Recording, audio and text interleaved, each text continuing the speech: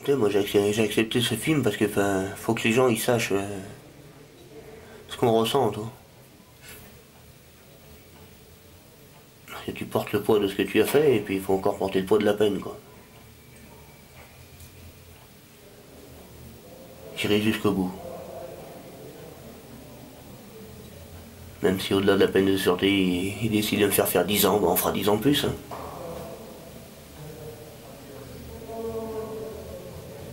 Mais tôt ou tard, on remettra un pied dehors.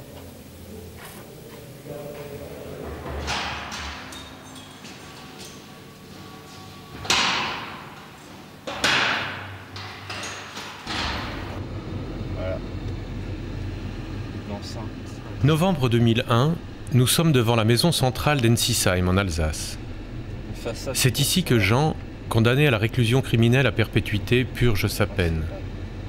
25 ans de sûreté lui interdisent tout régime de grâce et toute réduction de peine jusqu'en 2014. Il est aujourd'hui à la moitié de cette peine incompressible.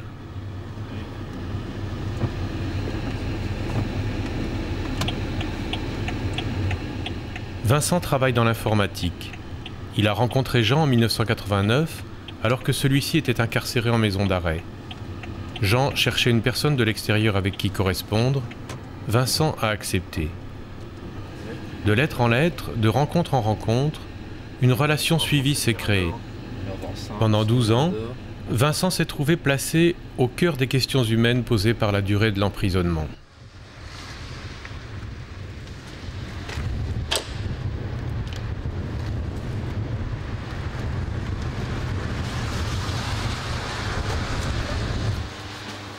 Bonjour. Oui, nous arrivons pour le tournage, là. Vincent et moi-même allons vivre 5 semaines jusqu'à Noël à l'intérieur de cette maison centrale d'Ensisheim. Nous approcherons de près ce régime des longues peines, dont il est fait une utilisation croissante depuis l'abolition de la peine de mort.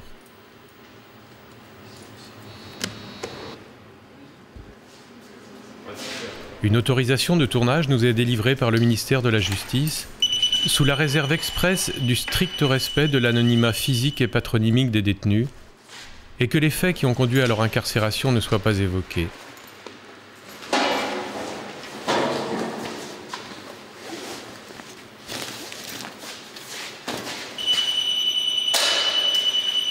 Nous avons dans nos bagages les lettres que Jean écrivit à Vincent depuis 1989 pour relire avec lui le chemin de sa peine.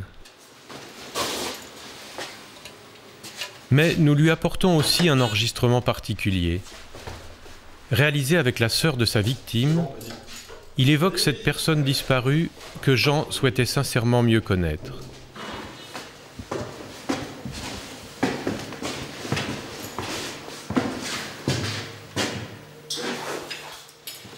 Depuis plusieurs mois, Jean se prépare à ce tournage. Récemment, il nous écrivait cette lettre. J'ai longuement réfléchi à ce projet de film documentaire que vous proposez et je me sens prêt à le faire. Mais comment? Il y a tant de choses dont nous devons faire part. Il ne faut pas que ce soit essentiellement sur moi. Je veux parler de la prison, uniquement de cela. Vincent a son idée, François a la sienne, et moi aussi. J'espère que dans l'ensemble, on arrivera à faire quelque chose qui se rapproche de la réalité.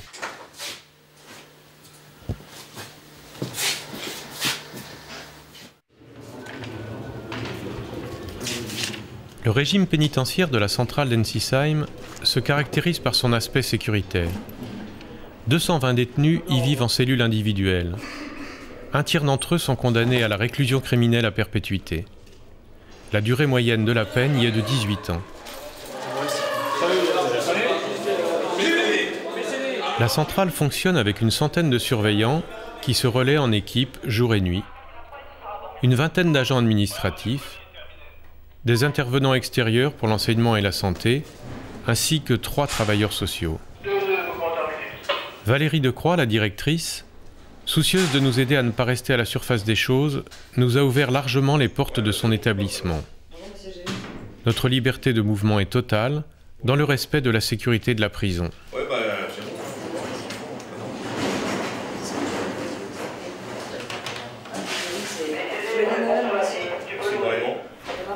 On en a une vingtaine qui sont détenus pour meurtre, assassinat, mais sur mineurs de 15 ans.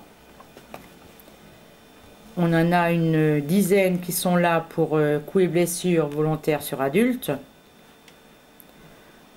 Très peu, tiens, je suis étonnée d'ailleurs, très peu pour affaires de stupes, hein, alors qu'en général on en avait toujours une grande majorité, mais bon. On n'a que 2 qui sont détenus pour affaires de stupéfiants. On en a 19 qui sont détenus pour attentats et viols sur adultes, 23 qui sont détenus pour viols sur mineurs, et une quinzaine qui sont détenus pour vol qualifié, vol aggravé et tout ça. Je peux pas me permettre de demander.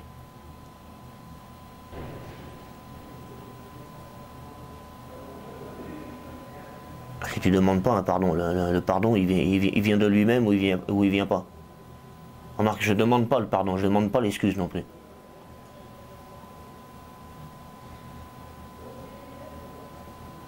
Je suis ni pardonnable ni excusable, quoi. On peut juste comprendre, quoi. Ce qui me fout encore plus les boules, c'est que j'ai tué quelqu'un de bien, quoi. Et c'est ce qui me fait le plus chier, quoi.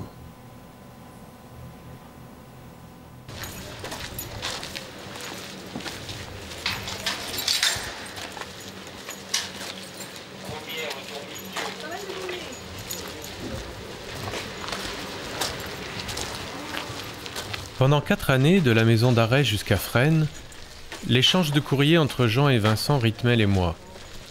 Mais en 1993, suite à son transfert à cette maison centrale, Jean cessa de correspondre. Pourquoi? Tout est là? Oui, tout est là, ouais. J'ai pas écrit plus que ça, moi. Ah, ouais, Ah, putain. ouais. Au départ, c'était une lettre tous les 15 jours, 3 semaines. Enfin, il y avait par retour de courrier. Donc, l'échange, ça correspond à peu près à une lettre toutes les 3 semaines. Et puis, arrivé ici, Ouais. Non, puis c'est pas que j'ai pas envie d'écrire ou quoi que ce soit, c'est que j'ai plus grand chose à dire, quoi.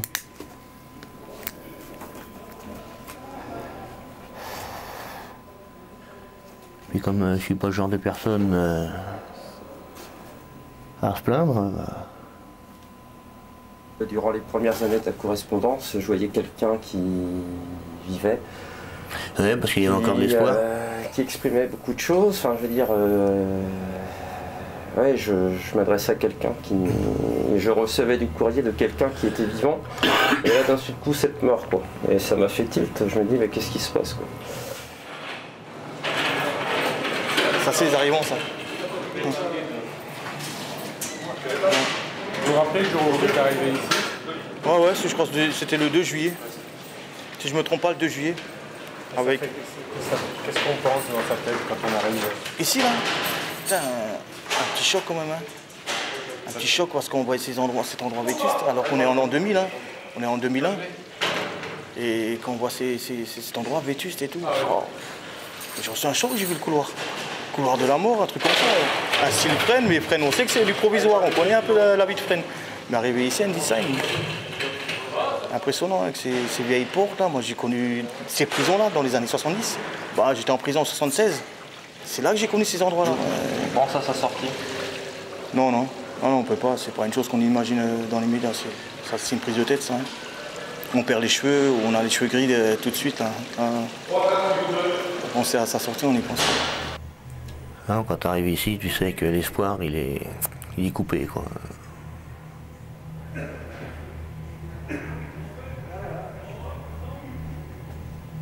Tu sais que t'es sur ta peine et puis faut attendre. Et le temps passe pas vite, quoi. Quoi que tu fasses, les heures, ça s'égrène lentement, quoi. Encore la journée, ça va, il y a du bruit et tout, ça vit un peu, quoi. Mais le pire, c'est la nuit, quoi. Il y a une question qui me reste, c'est ça, qu'est-ce que faire justice? Qu'est-ce que faire justice à un homme qui a commis un jour des faits qu'on condamne, bien sûr, et que je condamne? Et voilà, la vie continue. La vie continue. Oui, mais justement, c'est là qu'il faut trouver une raison de vivre.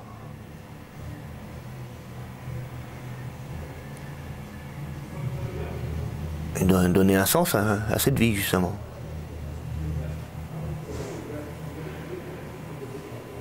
Moi, je vis pour la personne que j'ai tuée. Je vis un moment... je me serais arrêté là. Hein. J'ai essayé, d'ailleurs. Hein. Et quand la mort veut pas de toi, bon... tu te fais une raison. Hein. Tu te dis autant essayer de continuer, quoi. De toute façon, essayer, non. Et continuer tout court. Hein. Et là, d'après la lettre qu'on vient de lire, on a l'impression que, comment dire, même les émotions étaient mortes en toi, quoi. Bah ouais, parce que t'as rien qui te rattache à avoir des émotions. Parce que la prison, c'est un monde violent. Hein. Si c'est pas physique, c'est psychologique. Hein. Et pour résister à tout ça, bah, faut que tu fasses abstraction à pas mal de choses. Hein. Tu perds ta sensibilité. Hein. Déjà que j'en avais pas beaucoup, donc ça n'a pas fait...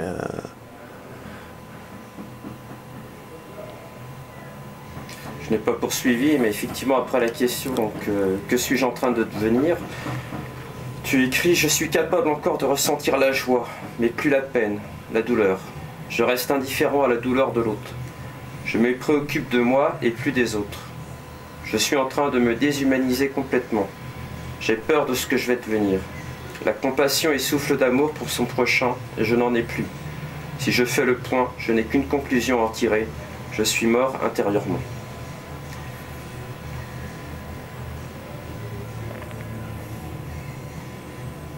Ici, il n'y a plus qu'une seule et unique saison, l'hiver, la seule saison où il fait froid dans les cœurs.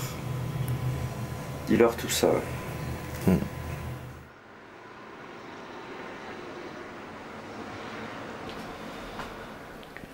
Je pense qu'à un moment, on se sent un peu détenu. Hein.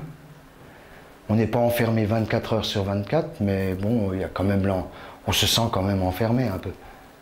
Bon, là, il y a la grosse différence, c'est que nous, on a les clés et qu'on passe les portes.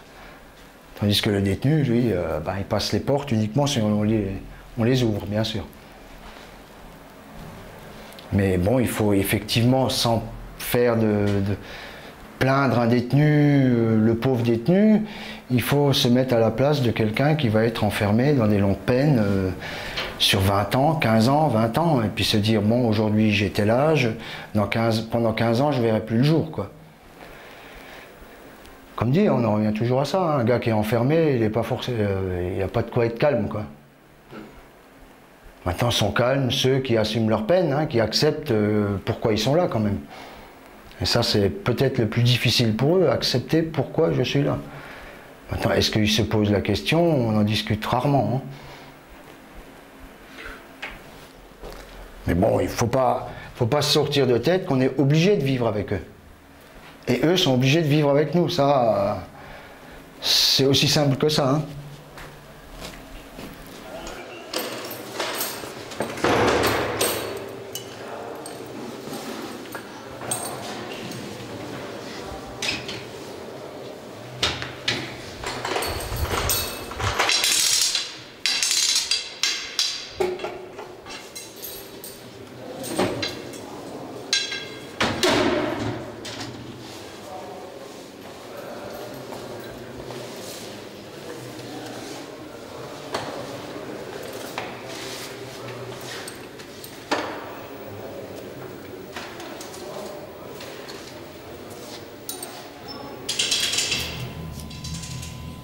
Parfois, je me demande si j'existe vraiment.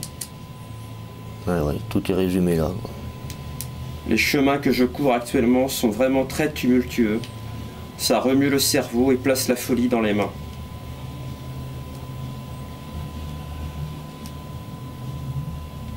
Et finalement, avec le temps... Bah oui. Parce que t'es coincé entre le passé et l'avenir.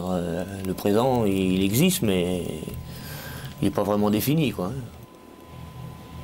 Les journées sont les mêmes, tu fais relativement la même chose de jour en jour. Seulement, il n'y a que les horaires qui changent, quoi. T'as beau essayer de casser la routine, tu y reviens systématiquement, quoi.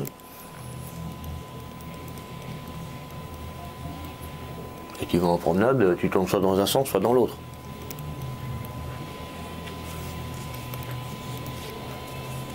Et pour tout, c'est comme ça, pour tout. Tu vas en sport, tu fais ton sport, tu remontes de ton sport, tu prends ta douche, et puis voilà, tu te retrouves de nouveau en cellule.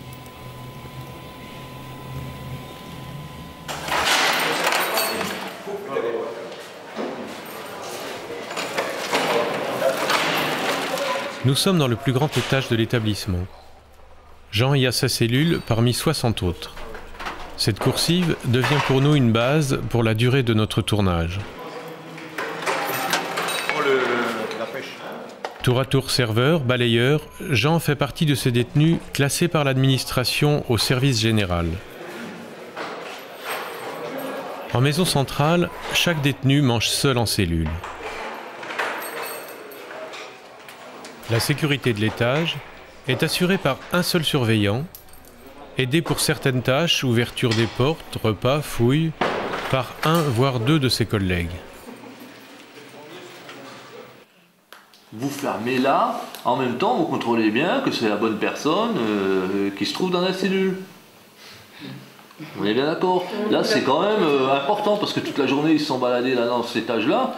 Bah oui, vous allez planer un peu au début. Hein. La sécurité est la préoccupation première d'une maison centrale. Depuis quelques années, le renouvellement du personnel y est important et pose des problèmes de transmission du savoir. Ces surveillants viennent de sortir de l'École nationale de l'administration pénitentiaire. Ils ne feront souvent que passer quelques mois en Alsace. Les effectifs sont de plus en plus jeunes et enregistrent une féminisation importante. Vous contrôlez votre effectif et vous contrôlez la présence des gens dans les cellules. Parce que sinon, et en plus à 13h ici, moi je vous conseille fortement, après vous faites ce que vous voulez, quand vous arrivez dans votre étage, de recontrôler votre effectif. Je vous demande pour l'instant de vous calmer, premièrement, parce que j'aime pas... C'est pas une question de calmer, je vous dis, je suis malade, faites-moi avoir une infirmière. Vous verrez une infirmière cet après-midi. Mais si je suis malade, faites-moi, je vous dis. Cet après-midi, vous serez vu cet après-midi. Je vous ai donné une réponse. C'est pas pour la musculation, vous êtes mal, j'en ai rien à branler. Non, c'est pas qu'on en a rien à branler, c'est que vous... Non, c'est pas qu'on en a... Tu dis que tu es malade, tu demandes à l'infirmerie, le mec te dit je te reçois pas. Écoutez, maintenant, vous allez en cellule et puis on verra le problème cet après-midi. Et on vous donnera une réponse cet après-midi. Je suis pas besoin de la réponse, c'est maintenant que je suis malade, c'est pas cet après-midi, je suis là, c'est maintenant. La réponse, je vous ai donné une réponse, c'est cet après-midi. Vous n'êtes pas médecin, faites pas monter à l'infirmerie. Voilà. Ça peut être le déclenchement d'un incident. Ça peut finir, qui me rentre dedans, visiblement, physiquement, il peut me rentrer dedans. Quelles insultes? Mais justement, vous dites, vous avez, les agents et 2 témoins ont dit que vous avez traité de fils de pute. Je voulais quand même vous le dire dans l'énervement. J'ai dit non, j'ai dit, je suis pas ta pute, mais j'ai pas dit fils de pute. C'est bon, mais c'est la même chose. Je veux dire, non, le fait que vous menaciez, c'est la même infraction. Ça rentre dans la même catégorie. Donc, c'est du 2e degré, ça. 2e degré? Ouais. Moi, je crois que c'était 1er degré. Non.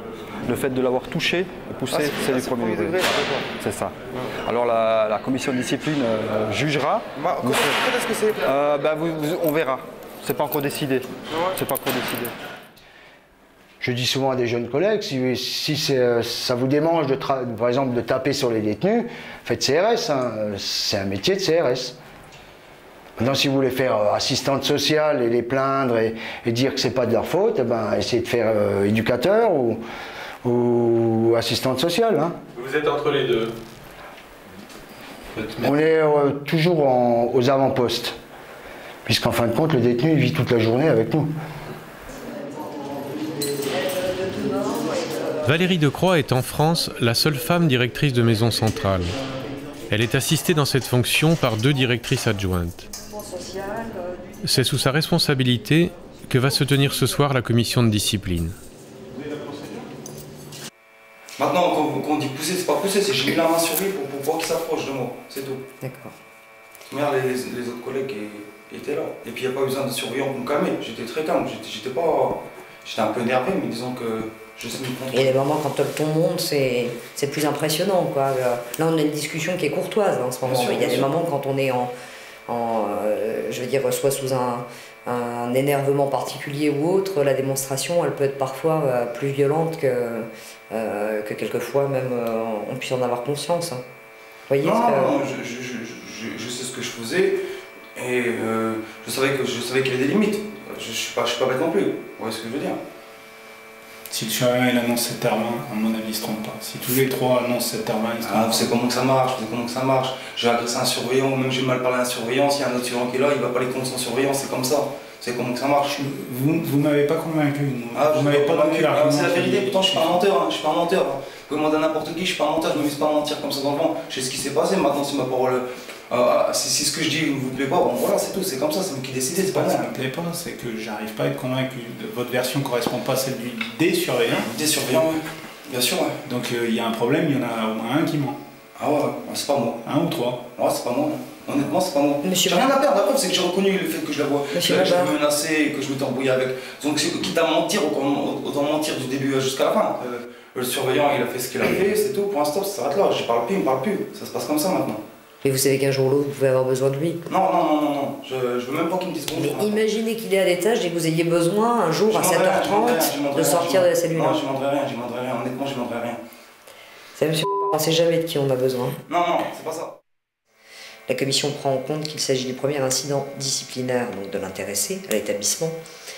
Et pour cette raison, donc la commission vous donne 15 jours de cellule disciplinaire avec sursis, donc sursis prononcé pendant 6 mois. D'accord. Je vous demande que ça, madame la juge. D'accord, je vais regarder. Hein. Je vous dis pas oui. La juge d'application des peines est un personnage important de la prison. Elle suit le déroulement des peines et accorde ou refuse la libération conditionnelle ou les permissions de sortie. Si la prison ferait du bien, on le saurait aussi. D'accord? Il n'y aurait pas autant de prison, il n'y aurait pas, etc. C'est tout du cinéma, quand même. C'est des pipeaux, c'est tout du pipeau, c'est du pipeau, il n'y en a rien à foutre. Et dans la carotte, et dans la carotte. Tu sais ramper, tu t'en sors. Tu sais mettre le tutu, tu t'en sors. Tu refuses, tu t'en sors pas. Je suis libérable en 2005 et non pas en 2007. Avec cette manipulation administrative, je me retrouve libérable en 2007 alors que je suis libérable en 2005. Donc automatiquement, ça décale ma libération conditionnelle. Et vous avez gagné 1 an et demi à me décaler comme ça. Alors la prochaine fois, ça va être encore 1 an et demi. Alors dites-moi carrément, il n'y a pas de liberté conditionnelle. Dites-moi, il n'y a rien. C'est mieux, madame. Dites-moi, il n'y a rien. C'est pas peine de me promener. Je vous dis pas il n'y a rien, je vous dis que vous avez fait une demande fin novembre, début décembre, et que dans les 6 mois, vous serez fixé, on vous répondra. Ma demande, je l'ai faite à Moulins, madame. De libération conditionnelle. Si vous lisez mon dossier, ma demande de libération conditionnelle, je l'ai faite à Moulins. Je peux pas vous dire plus, monsieur. J'ai fait ma demande de liberté conditionnelle à Moulins, on m'a transféré à Fresnes et de Fresnes, on m'a jeté ici, avec une manipulation qui a consisté à me rajouter 2 ans. Voilà ce que je vois, voilà ce qui est concret pour moi. Le reste, c'est de la philosophie, c'est de la poésie pour moi. La moitié de notre vie, on la passe là. Hein.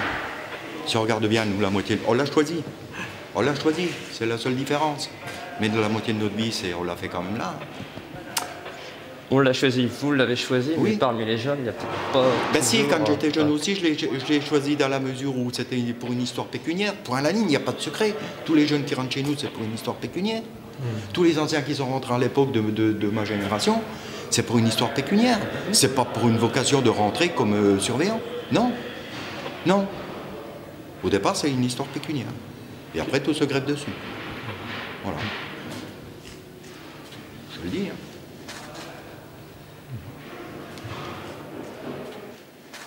Le jour que vous en rencontrez un et qui vous dit moi je suis rentré parce que j'aime bien, ben vous me le dites. Hein. Vous me le montrez. Hein. Vous me le montrez. Non. Au départ, non. Après, ça vient. Ah ouais. Vous, ça fait longtemps que vous êtes là? Ça va bientôt faire 12 ans en plein. On parle comme les détenus. Hein. Bon, on est en semi-liberté. 100 000 de peine. Encore 18 ans, mais j'ai fini. Qu'est-ce que tu penses de toutes ces lettres que tu as écrites? T'es content de les avoir écrites? Bien sûr.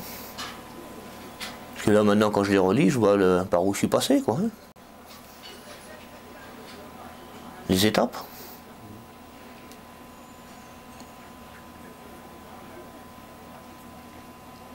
Ça, comment dire... ça me prouve à moi-même que j'ai ouvert les yeux tout doucement, quoi. Bon, c'est un petit peu dommage qu'il a fallu que je passe par ici, du moins par ici et par tout ça pour y arriver, quoi. Mais disons que si on m'avait expliqué un peu plus les choses quand j'étais tout gamin, ça aurait été différent aussi. Je dis pas maintenant que c'est de leur faute, bien au contraire. Mais disons que ça n'a pas fait non plus pour arranger les choses, quoi. m'a pas appris les choses qu'on doit apprendre. Il y a certaines choses qui m'ont été dites, sur le fait de ma naissance d'ailleurs. Hein, tu vois où je veux en venir, hein? C'est pas des choses qu'on dit quand même. Hein. Même si un enfant n'est pas désiré, on l'accepte comme il est. Hein. On l'élève avec les autres. Hein. Bon, j'ai été élevé avec les autres, mais pas comme les autres. Pas comme les autres. Il y a eu dialogue avec les autres, il n'y a pas eu dialogue avec moi. Hein. Aujourd'hui, j'ai énormément de mal à m'exprimer parce qu'on ne m'a jamais habitué à m'exprimer, il n'y a jamais eu de dialogue. Si, avec le bâton. C'était une grosse histoire d'amour entre nous. Entre qui et qui? Entre le bâton et moi. Parce qu'il me sautait dessus pratiquement tous les jours. Hein.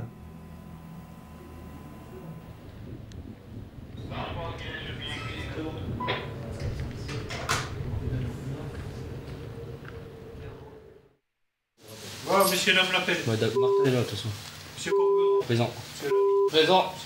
Présent. Présent. Présent. Présent. Présent. Il est là. Monsieur. Présent.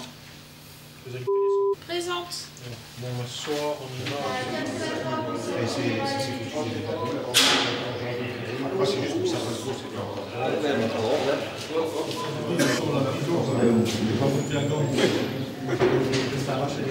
La centrale d'Ensisheim offre des possibilités de travail aux détenus. La moitié d'entre eux y trouvent un emploi en atelier. En général peu qualifiés, ces emplois sont concédés par des entreprises extérieures. Bien que modeste, un salaire est versé aux détenus. Un pécule est prélevé pour les parties civiles, les victimes, un autre pour leur libération. Le reste permet de cantiner, c'est-à-dire d'améliorer l'ordinaire des repas, de s'acheter des objets personnels comme du matériel hi-fi ou informatique, ou encore de payer la location d'un poste de télévision. Jimmy vient de purger 14 ans de prison. Cependant, il va sortir dans quelques jours en libération conditionnelle. Un an avant la fin de sa peine, il va donc tenter de réintégrer la société, suivi par le service pénitentiaire d'insertion et de probation. Ce type d'aménagement des peines reste encore exceptionnel. Je pense qu'après 10, 11, 12 ans, la prison ne sert plus à rien. Si, depuis 12 ans, de 12 à 14, c'est la haine qui commence à lentement germer de plus en plus. Parce qu'on dit, merde, on a fait une connerie, mais je suis encore un être humain, laissez-moi ma chance, laissez-moi ma chance. Et on ne vous laisse pas de chance. On vous laisse pratiquement crever en prison jusqu'à ce que votre peine soit finie, alors que vous soyez bon ou mauvais, on vous fout dehors. Là, je me révolte. Si on était des individus dangereux, aidez-nous. Ne nous laissez pas crever en prison. Avec des réclusions criminelles à perpétuité assorties d'une peine de sûreté de 30 ans, ce n'est plus aidez-moi, c'est laissez-moi crever. C'est un danger pour la société. J'ai eu un service social qui est tombé au bon moment, qui savait parler. Voilà. C'est un mec qui est venu un jour comme ça, voilà, il m'a dit « Ouais, qu'est-ce que tu fous là? T'as rien à faire là. » Il a réussi à me convaincre. Et ils ont mis du temps, hein, parce que j'étais une tête brûlée. Hein. J'ai dit non, je termine ma peine, foutez-moi la paix. Je suis un mec, je termine ma peine. Et en fin de compte, il m'a fait comprendre intelligemment, au bout de 2 ans. Hein. Il a mis 2 ans à me triturer la cervelle pour dire mais qu'est-ce que je fous ici? Voilà. Donc il faut des gens qui nous encadrent, qui ne fassent pas partie entre guillemets de la prison, pour nous aider à nous à réfléchir et à dire il faut que j'y aille. Moi je crois que ce qui est grave dans les peines très très longues, les perpètes 30 ans qu'on va arriver, c'est la capacité de se projeter, hein. La capacité d'investir. Est-ce que la vie vaut d'être vécue encore? C'est ça toute la question. C'est vrai que tant qu'on aura l'impression d'être effacé hein, complètement, c'est vrai qu'une sûreté de 30 ans c'est quelque chose d'énorme. Et effectivement, l'absence de pouvoir se projeter, dire un jour je sortirai de là, personne ne peut le dire. Un perpète de 30 ans, il ne peut pas le dire, quoi. Donc c'est ça qui me paraît difficile. Parce que pendant quelques années, tu t'a imposé un fonctionnement qui te permettait d'éviter de penser à tout ce qui t'avait au fait qu'il t'emmenait en prison. Oui, en fait. exactement. Et le fait, moi, ce que j'ai fait dans un premier temps, c'est de te remettre en face de ça. Quoi. Exactement. Ouais. Et ça fait mal, mais je crois qu'il faut passer par là pour pouvoir évoluer. C'est ça l'avantage quand on ne demande rien. C'est qu'on vit notre vie, on survit notre petite vie. On rentre du boulot, on mange, on remet au boulot, on remange, on vit comme ça, on survit quoi, hein, pendant 10-15 ans. Mais quand tu sors, tu as toujours la même mentalité d'imbécile que tu avais en rentrant. Parce que tu n'as pas évolué. Alors il faut de temps en temps des personnes qui viennent, qui tirent la sonnette d'alarme et qui disent écoute, mais il ne faut pas l'agresser. Et c'est ce qu'on a réussi à faire avec moi. C'est effectivement donc l'acceptation des faits et l'acceptation qu'il y a une victime et que cette victime soit bien prise en compte. Ça me paraît primordial hein, par rapport à un suivi. Et c'est souvent sur ces points-là qu'on axe un peu notre travail pour que les personnes prennent bien conscience que effectivement c'est quelque chose qui effectivement est difficile peut-être pour certains, mais il faut passer par là pour pouvoir ensuite reconstruire quelque chose sur des bases plus concrètes, plus solides. Moi je voudrais quand même par fierté hein, lui montrer que, parce que je fais le con, hein, je veux plus le voir, je veux plus discuter avec lui. Mais si j'évolue, je veux quand même lui montrer que dans 20 ans, si on va se voir, on dit ouais, voilà quoi. Ouais, j'insiste sur ce fait. Salut Angus et merci. Merci. Et merci.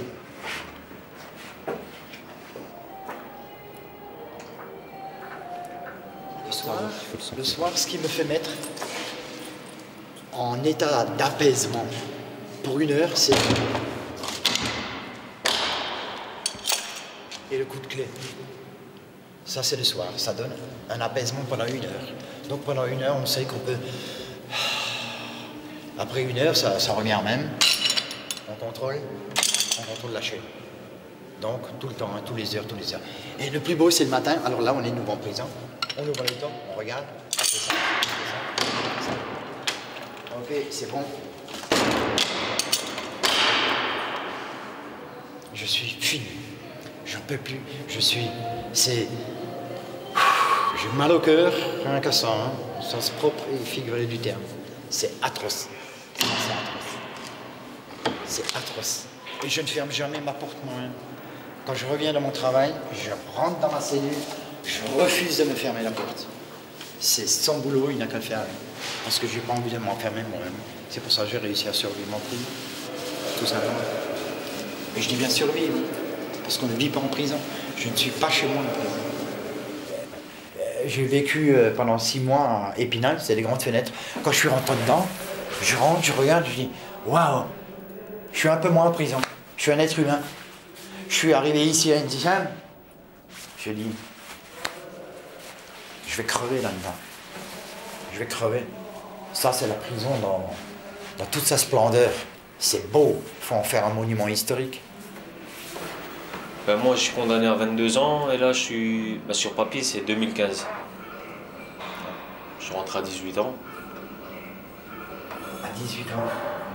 Il ne mérite pas d'être avec moi, là. Il ne mérite pas d'être avec des perpètes, 3 fois perpètes plus 30 ans de sûreté. Non, il n'a rien à faire ici. Il n'a rien à faire. À 18 ans, mettre un mec pour 22 ans en prison, c'est impardonnable. Il a mérité sa peine. Mais donnez-lui l'occasion de ne pas devenir comme nous, avoir la haine. Éduquez-le. Il faut l'éduquer, ce gamin. Il faut. Je dis gamin, c'est un homme. Mais pour moi, non. Non, il n'a rien à faire ici. Il faut le foutre dehors. Et je suis sincère quand je dis ça. Il faut le surveiller. Bon, c'est normal, il a pris une peine. Il a fait quelque chose de grave, sinon jamais il aurait été condamné. Mais il faut quand même lui donner l'espoir de... Il faut le prendre avec, je sais pas, une association, lui fait faire 10 fois le tour du monde à pied. Au moins, il aura appris quelque chose pendant ses 20 ans. Mais là, qu'est-ce qu'il va apprendre? De servir la tambouille? Non, mais c'est vrai. Il y a moyen de faire quelque chose. On le fout sur un bateau avec une association. Il fait le tour du monde. Lui taper des cailloux, moi je sais pas dehors. Lui apprendre bûcheron, au moins il sait ce que c'est bosser. Mais pas le laisser crever en prison. Parce que c'est crever, il faut pas déconner. Il faut crever. Je sais pas combien il me faudra d'années pour enlever cette haine. Parce que j'ai de la haine. Pas pour ma peine. Pour le système de la peine. C'est ça qui est pas bon.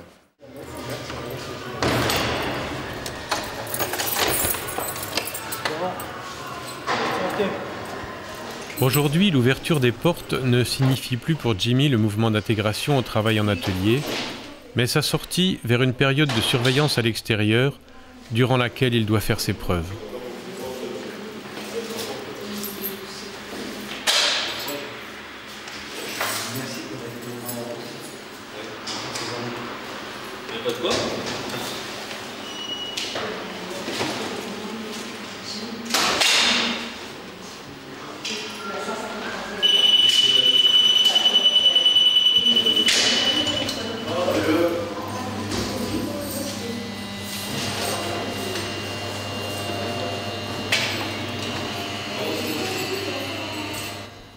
Maintenant, il faut aussi laisser une porte ouverte à ce détenu. On n'a jamais enfermé des gens à vie. Autrefois, les perpètes faisaient 16 ans, au maxi, bien sûr. Maintenant, les peines se rallongent. Alors effectivement, ils ont la télé, ils ont un tas de choses, mais les peines sont de plus en plus longues. Maintenant, qu'est-ce qui était plus humain, la prison dure et courte, ou la prison longue et pseudo-humaine ?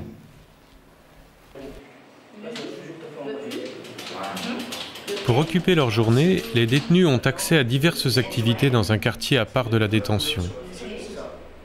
Jean pourrait y suivre des cours ou aller à la bibliothèque. Il s'était d'ailleurs inscrit à ce type d'activité lorsqu'il était en centre de détention. Ici, il préfère s'investir dans le sport, qu'il pratique presque toujours avec les mêmes co-détenus.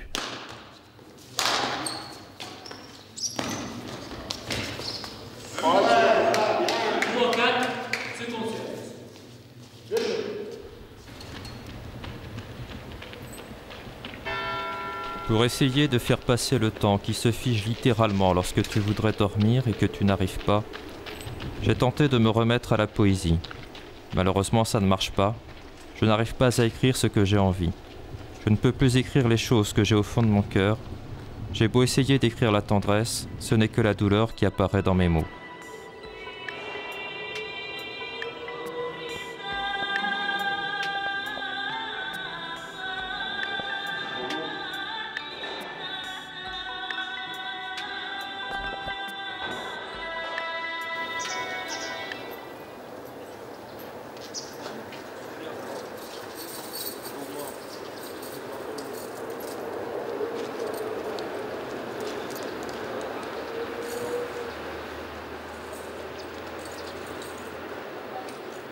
Vous êtes ici, vous allez rejoindre une cellule en détention, cellule individuelle, je ne sais pas où vous étiez avant, ou comment c'était.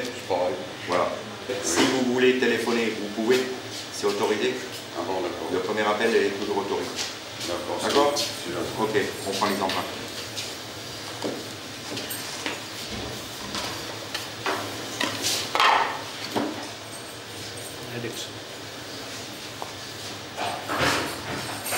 La centrale d'Ensisheim ne possède pas de lieu d'accueil pour les détenus transférés.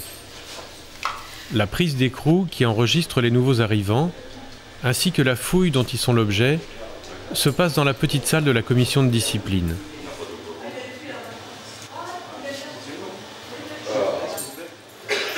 Les détenus en attente sont enfermés dans la cour du quartier disciplinaire. Vous avez travaillé ici ou...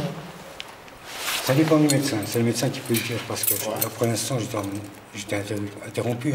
Ah d'accord. Oui, pour raison médicale. On a un peu de travail ici quand même. On a un atelier. Atelier, on y travaille. Enfin, ouais. Ça dépend, il y a des périodes creuses, des périodes pleines, ça dépend. Oui, bien sûr.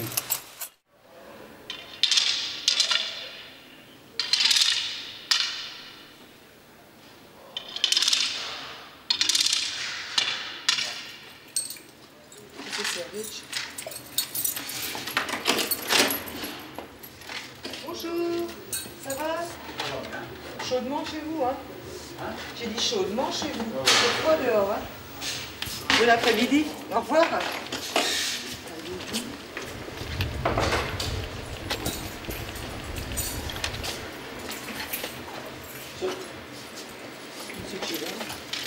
Bonjour.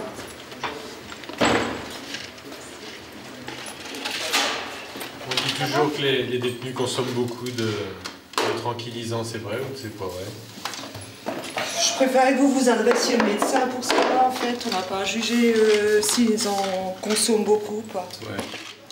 Bon, ça peut se concevoir, effectivement, vu qu'ils sont en détention, hein, c'est pas évident. Mais... Ah, pour Yegi? Moi, je transmets, ouais, c'est bon, je veux bien. Merci. Même lorsque déchaînée elle s'abat sur les rochers, sa musique n'en est que plus douce. Quel spectacle magnifique quand les vagues explosent en millions de gouttes et forment ainsi des gerbes blanches qui montent au ciel, puis redescendent finir leur course folle en courant sur le sable fin. Ouais. Spectacle féerique. Regarde mon pote Cachao, tu connais pas mon pote Cachao? Regarde dans quel état il le laisse. Ah ouais, pour montrer une réalité. Pour montrer une réalité. Parce qu'ils disent tous, en prison, tout le monde a ce qu'il faut. Le ministère, ils ont tout ce qu'il faut. Oui, mais quand tu as l'argent, quand tu as de l'argent, tu as tout quand tu as de l'argent. Mais quand t'as rien, t'as rien. C'est clair. Il n'a même pas la télé. Je ne compte pas les jours. Même le calendrier, je le laisse. Regarde, il y a encore le calendrier d'octobre, là il y a décembre, là il y a janvier. Je ne regarde pas l'heure, je ne regarde rien.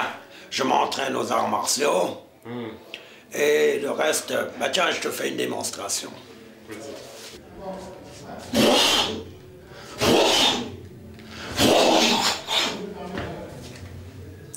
Des fois j'ai un suivi, je sens quand j'ai un suivi, je sens que la personne peut être dans moi aussi. Donc je pourrais faire des choses comme ça. Je m'entraîne en arts martiaux, je m'entraîne à beaucoup de choses. En guitare, un peu en musique, et je me défoule comme ça. Vous croyez que c'est de la réinsertion de laisser un gars dans un état pareil, dans une cellule pareille? Il veut pas, il n'a pas la volonté, il n'entend pas, il veut pas entendre. Mais ce gars, un gars qui est perdu comme ça, qui a besoin de quelqu'un qui l'entoure et tout, ils doivent s'occuper de lui. Comment ça? Moi, si demain ils trouvent un bout de shit dans ma cellule, ils vont s'occuper de moi, vous inquiétez pas. Ils vont s'occuper de moi comme vous avez jamais vu comme qui s'occupe de quelqu'un. Là, ils vont s'occuper de moi, là. Alors là, il n'y a pas de problème, hein. Du début à la fin.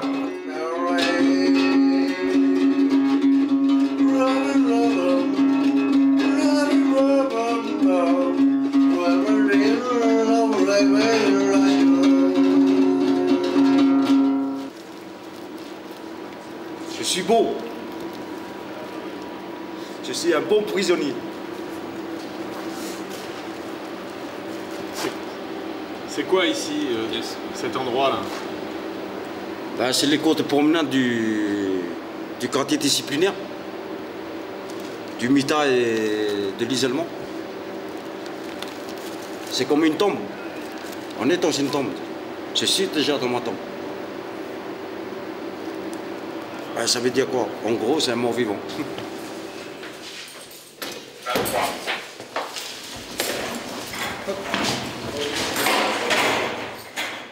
À la centrale d'Ensisheim, le quartier disciplinaire est situé loin du reste de la détention, entre les ateliers et la chaufferie de l'établissement.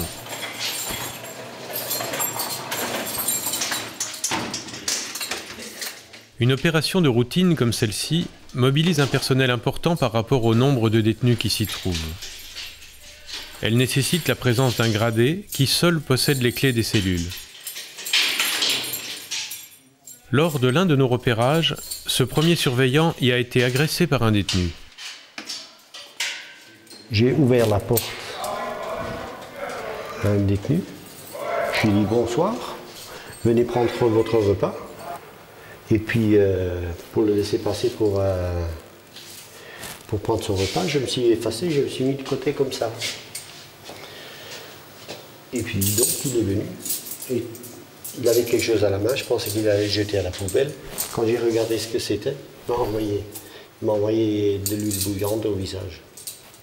Depuis ce jour-là, il est devenu ingérable, parce qu'il a réagressé à 3 autres reprises. Dans une autre... Dans 2 autres prisons, il a agressé encore. Et je sais pas, il est dans une spirale infernale. C'est devenu un fauve. Malheureusement, oui, c'est devenu un fauve. Non.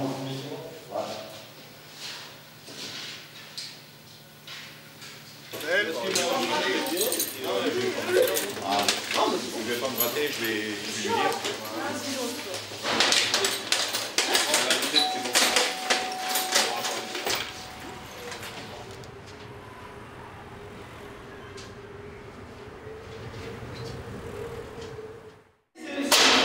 matin, je m'occupe du courrier qui arrive, l'après-midi, je m'occupe du courrier qui part. Ah bah maintenant, c'est encore la compta. Salut. Salut. Ça va? Pas beaucoup de courrier? Oh purée, mais là impeccable. En dehors du courrier et du téléphone dont l'utilisation est très réglementée, le seul lien des détenus avec l'extérieur est le parloir. Je descends à 2h30. Oui, bah c'est bon. À l'approche des fêtes de Noël, l'affluence augmente, mais 30% seulement des détenus reçoivent régulièrement des visites. C'est là que depuis 1993, Vincent est venu rencontrer Jean 2 fois par an, le temps d'un week-end.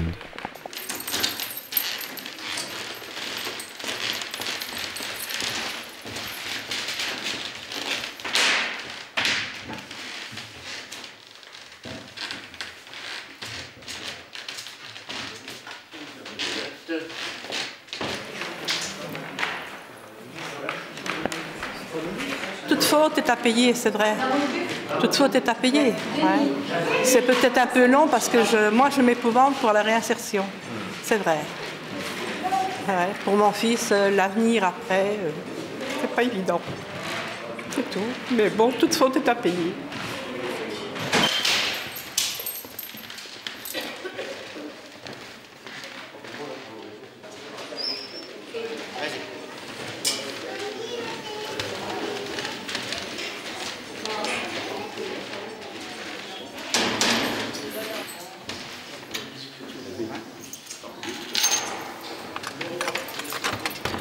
Noël.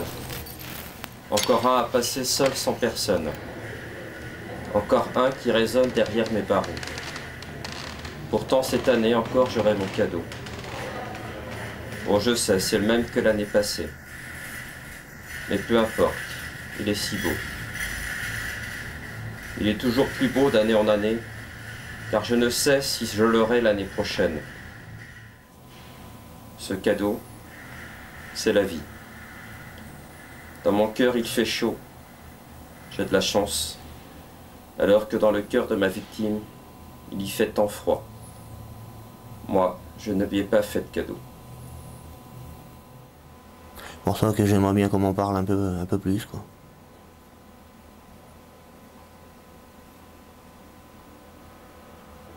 De ta victime? Ouais.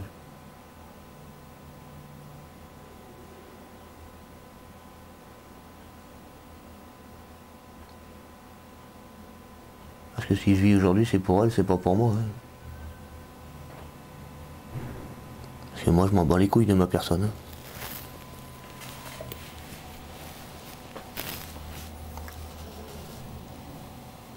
Hein. C'est un cas de conscience personnelle, quoi. Nous allons maintenant remettre à Jean l'enregistrement d'une conversation avec la sœur et le beau-frère de sa victime, dont nous avons fait la connaissance de façon tout à fait inattendue lors de la préparation du film. Donc voilà Jean désire l'écouter seul. Nous avons fait avec la famille de la victime, à ta demande. Donc on te le remet, tu l'écoutes tranquillement, tu utilises la caméra comme tu veux, tu peux l'arrêter, la remettre en route et puis... comme je vais pouvoir surtout. À demain. Elle est là pour l'année, ouais. Demain. Allez, messieurs, bonne soirée.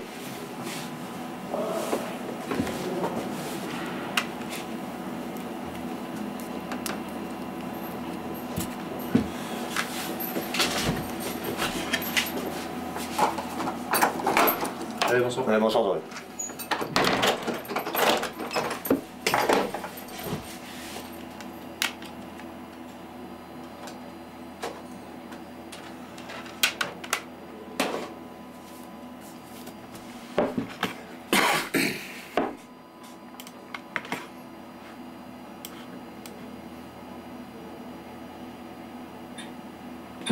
Elle était ouverte à tous. Elle acceptait de rendre service à tout le monde. D'ailleurs, c'est ça que même ses amis lui reprochaient, c'est cette spontanéité qu'elle avait à aller vers les gens. Elle s'occupait des buveurs guéris. Et alors, donc, elle était appelée souvent à aller dans les foyers où il y avait donc un malade ou une malade.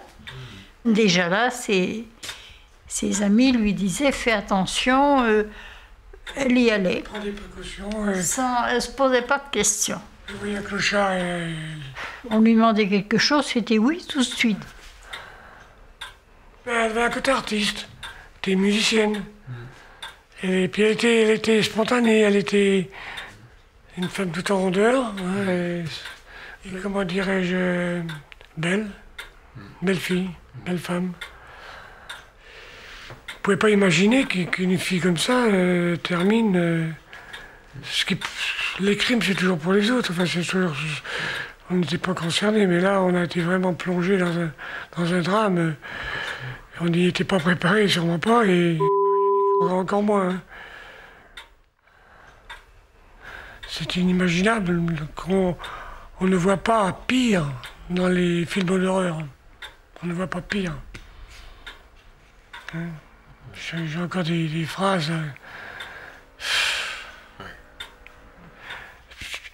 Et comment peut-on se jeter dans un gouffre? C'est parce qu'ils étaient partis, ils étaient pas eux-mêmes, quoi. Ils pouvaient plus, là. Au cimetière, on a une tombe, là, sa tombe est entretenue, on y va une fois par semaine, depuis 10 ans. Hein. Et elle est toujours fleurée, cette tombe. Alors inévitablement, au moins une fois par semaine, on y pense. Et puis, des fois, moi, au cimetière, j'ai dit, mon Dieu, c'est pas possible. On en est encore là, mais on n'y pense pas tous les jours, bien sûr. Non, parce qu'il y a là... Ben, heureusement. On deviendrait fou à y penser tous les jours. Enfin, moi, personnellement... Est-ce que vous croyez, madame, qu'on peut pardonner? Je crois que oui. Le pardon, est-ce que ça commence, est-ce que ça termine? Parce qu'on peut...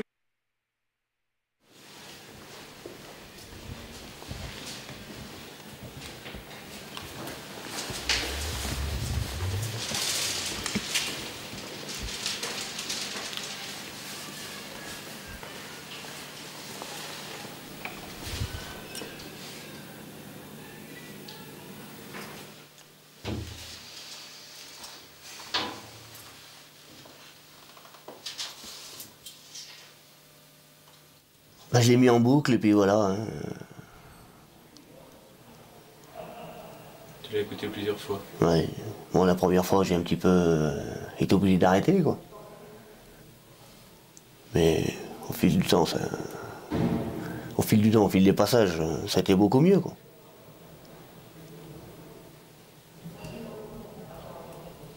Puis je m'attendais surtout pas à ce qui est dit, quoi.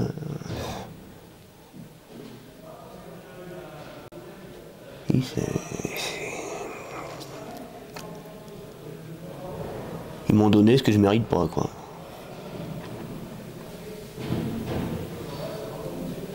C'est toi qui dis ça? Bah non, quelque part, je le mérite pas. Faut être lucide, hein.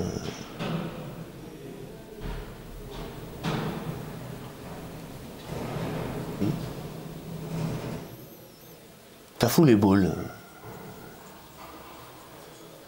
Ça fout les boules, mais ça fait du bien en même temps, quoi. Ça fait mal, mais ça fait du bien, quoi. J'aimerais bien qu'il y en ait d'autres qui aient cette chance-là, quoi. Mais malheureusement... D'autres détenus qui aient cette chance-là? Malheureusement, tout le monde pense pas pareil, quoi.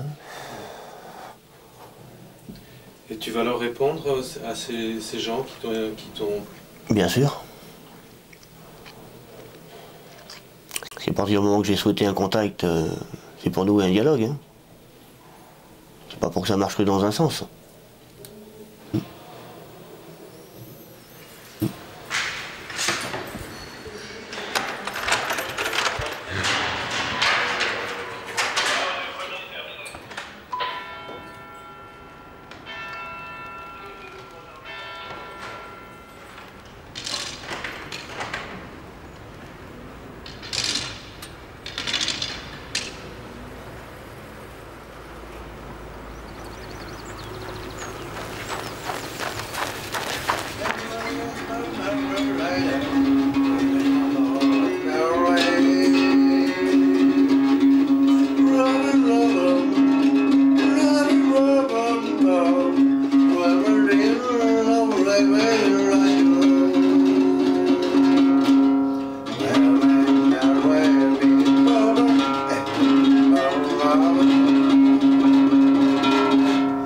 Ouais, voilà.